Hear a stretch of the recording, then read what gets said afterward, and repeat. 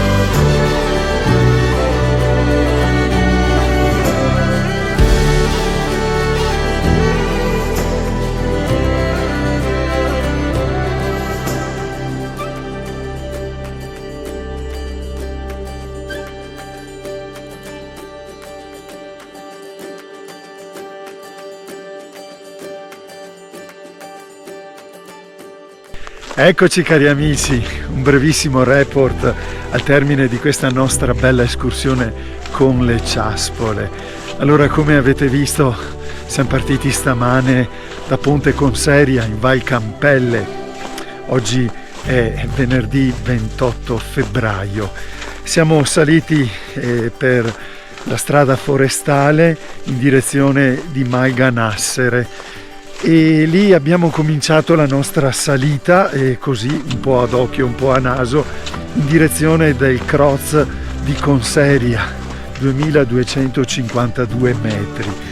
Diciamo che è una via di salita ottimale per i ciaspolatori, perché normalmente è una via di discesa per gli sci alpinisti, per cui non vai a rovinare le tracce degli sci alpinisti.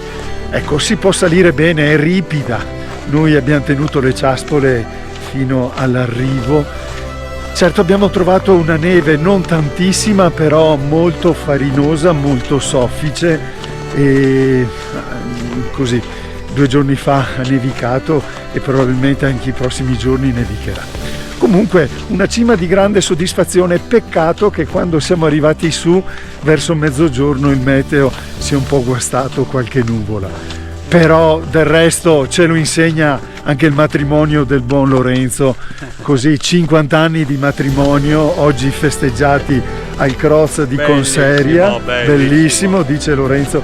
Mi segna anche Lorenzo che il matrimonio non è sempre sole, non è sempre estate, Appunto. ma qualche volta c'è anche qualche piccola nube, qualche pioggerellina, qualche temporale, ecco.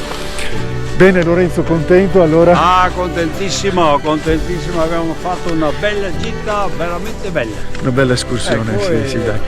Chissà, forse magari è l'ultima neve della stagione. Per cui Sì, forse sì, perché poi siamo già io avanti. sto più in basso un po'.